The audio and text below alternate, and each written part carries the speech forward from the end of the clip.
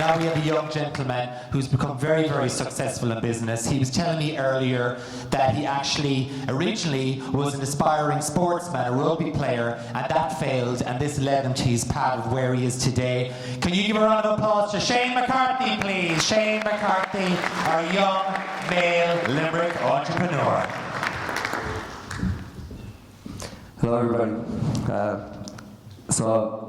I'm from West Limerick, a very small place called Granaballingary. If you blink, there's a 99% chance you'll probably miss it. We have a church, a pub, and a soccer pitch. That's where I'm from. So I've been listening to these stories, and Richard asked me a question inside earlier, and he said, "What's your challenge? What is the thing you've overcome?" And I just splurted out, I wanted to have a rugby career, and I did. I played with 3 or 4 players who played in the Munster team, but I also wanted to have a soccer career. When I was 7, 8, 9, I wanted to be a professional soccer player. And David Moyler, that's playing over in England, I played with him. Killian Sheridan played with Celtic, I played with him. Robbie Brady, I played with him. You know, you wouldn't think it now, but back then I was fit, back then I could have run. But I wanted to come up and talk to you about 3 different stages of my life, much like you referenced Steve Jobs. I love Steve Jobs as well. So the first stage of my life was probably before the age of 14. Before the age of 14, my mum and dad separated when I was a child, so I didn't have a father figure in my life. I have 2 older sisters, my mum, and 6 of my aunts, luckily enough, live around me. Wonderful, so I'm surrounded by lovely women. So when I was young, the long story short of it, I was bullied as a child, and bullied pretty regularly, and this made me angry, very, very angry. But it also drove me towards sports, and I used that anger in sports, and I used that anger to excel in sports. So I can proudly say I've captained Limerick in hurling, I've captained Limerick in soccer, I've done boxing and won in All-Ireland, I've played rugby with North Munster, I've gone in soccer trials with Ireland, I went over to England on soccer trials. I've done a whole lot of stuff, but I always thought my life was going to be based on sport. Because I'm from, as I said, West Limerick, and that's what we do. We don't have much to do out there, let's be honest about it. We don't have the internet, so it's all sports oriented. We grew up 30 fellas all around the same age, all grew up playing hurling, soccer, that kind of thing. So that was the early part of my life. Bullying made me angry. I excelled at sports because that was my escape, and that was excellent.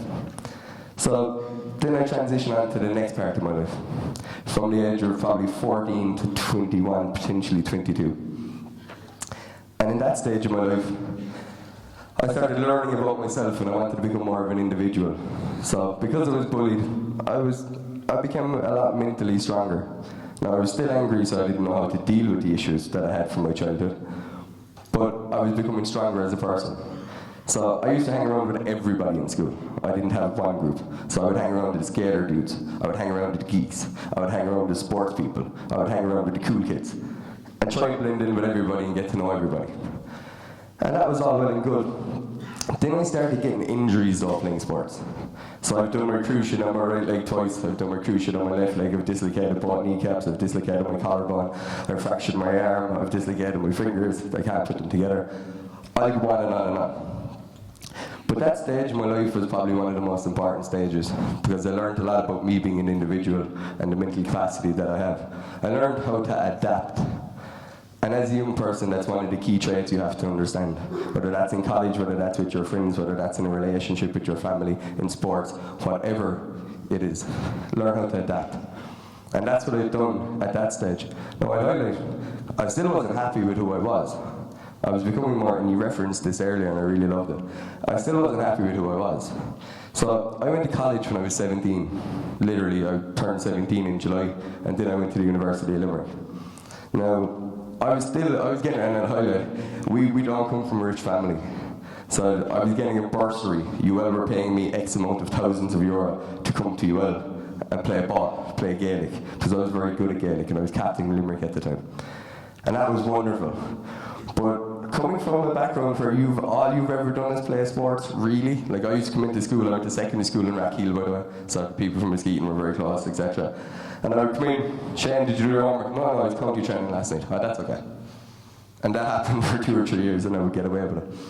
But when I came to college, I basically went down this route of drinking drugs, like you mentioned earlier, to be honest. And even though I was doing this, I was still getting on very well at football. Like, we played an All-Ireland final, and I scored 16 points, and we lost. But after that, within 2 hours, we were on the way back down in the bus, and I was absolutely hammered drunk. And nobody else in the bus was drinking. So this guy, who just got man of the match in an All-Ireland final, after scoring 6 points, is the only person that's hammered on the bus. It didn't really, it wasn't compatible. It wasn't compatible. Now, there's two big things. Richard asked me the question as well earlier, and I think Vicky did. What changed, or what was the moment? Well, there's two things that happened. One, I met my business partner. And two, I met a girl. And this girl was an American girl who came to Ireland. And she was from what they call the Bible Belt in America. So they're very, if you want to term it, prim and proper. You have to open doors for the lady. You have to pull out the chair for the lady. You have to do all of this kind of stuff that really does not happen in Granite Ballingarry. It probably doesn't happen in Niskeeton or Rackeel as well, let's be honest about it. Guys, you better start doing that, I'm only joking. It doesn't happen. So Alice taught me a whole lot about life. And my business partner then, Tait. Tait he's a tech genius. He really is. He's one of the top web developers in Ireland. He's been building websites since he was 11 years of age. But what Tait done was, he showed me a whole other side of life. He showed me about this thing, technology. So, as I said, I was inside in college. I got into my escape, which was drinking drugs. And I don't play sports anymore, I'll highlight. I don't play any sports at all. We play soccer twice a week, up in the AstroTurf, but that only started about 4 or 5 weeks ago. So I transitioned from being a sports star to everything in my life being around sports, to getting into this thing of technology, or startups, as they call it. Now, I still have this underlying anger that's inside me, this thing of, I also like if people turn over and they say you can't do this. That's what motivates me. It's written above my head, actually, inside in the office. I'm driven by fear.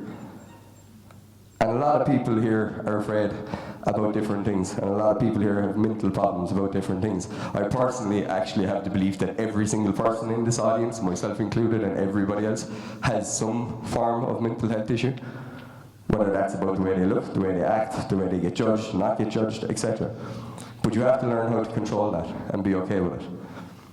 And that's key to me being where I am now. So at the moment, I'm a member of the US Embassy Youth Council. So we were 75 of us come together to represent people like you. We address mental health issues, youth unemployment, how to get young people jobs. And that's what we do. I'm also the CEO of it. You mentioned social media. That's what I do for a living. I have 190 different apps on my phone.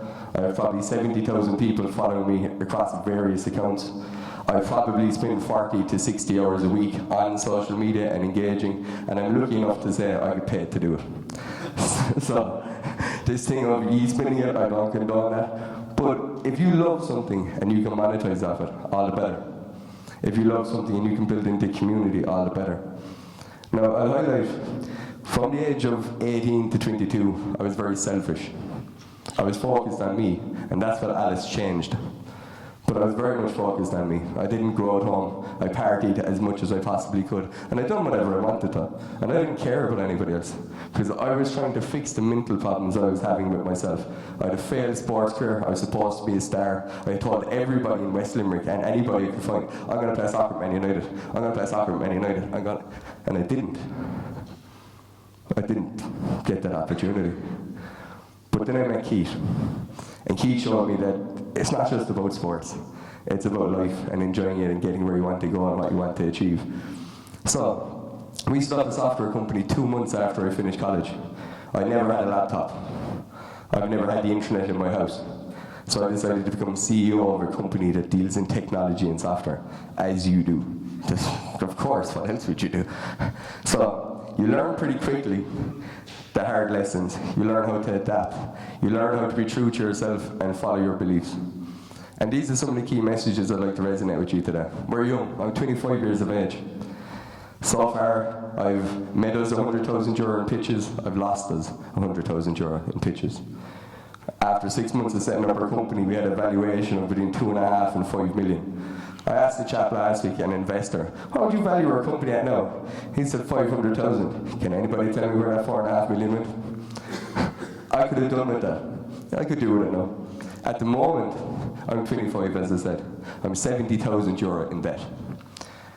And to some people that seems like a lot of money. To me, it doesn't mean absolutely anything. It's inconsequential, because I'm in that debt to follow my dream, my vision, and my passion. And that's what life is about. It's about being okay with yourself. It's about setting down goals, targets, and trying to achieve them in whatever way you can, and adapting to situations. So I've turned down since last October. I was trying to tot it up last night before I came on here. I've turned down 14 jobs since last October.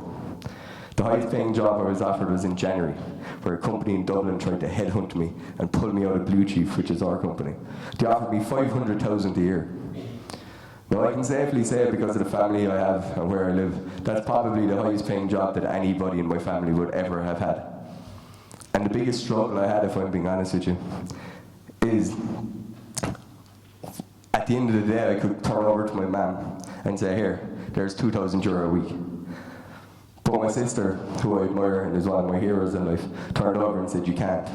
You can't put money before your passion. You can't put money before your dreams.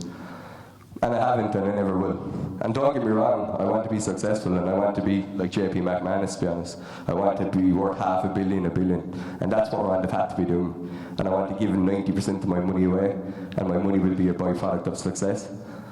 But for young people like you, there's a few key messages I want to resonate. First off, look up a girl called Niamh O'Donnell. She's 16, she's a female entrepreneur. She owns a company called Pink and Smoky. Look up a guy called James Carnell. And look up a guy called Jordan Casey. Jordan Casey is one of my top heroes in the world. And he's 14 from Waterford, and he runs 3 companies. What I'm trying to get at simply is, it doesn't matter where you're from. It doesn't matter what you look like. It doesn't matter about the problems you've gone through early on in life. What I want to do with my life, and I hope you want to do the same, is impact the world in as positive a way you can and achieve what you want to achieve. Set down hard targets and goals and do whatever you can to make that happen. And don't listen to the negativity, because there's negativity everywhere in life. Life is about being positive, about creating impact, about being part of a community where you can actually excel yourself and excel that community. And that's what we've done in Limerick startup scene. That's why I'm wearing this t-shirt. That's why I didn't come wearing a shirt, suit and tie. I wear red trainers because I wear red trainers. That's me. I wear a hoodie because I like wearing hoodies. Always be yourself. Always align to what you want. You have big dreams, opportunities and visions, and it's up to you to achieve them. To wrap up, I really hope that you leave the legacy in the world that you want to leave. Leave impact, be positive, and help out your community as much as possible. Thank you very much. Oh my God, I think I Love Limerick has just found their new social media correspondents. Thank you so much, Shane. I'll be haunting you. Don't you worry, Shane, I'm going to be calling. Can we give him a round of applause, please? 25. Amazing.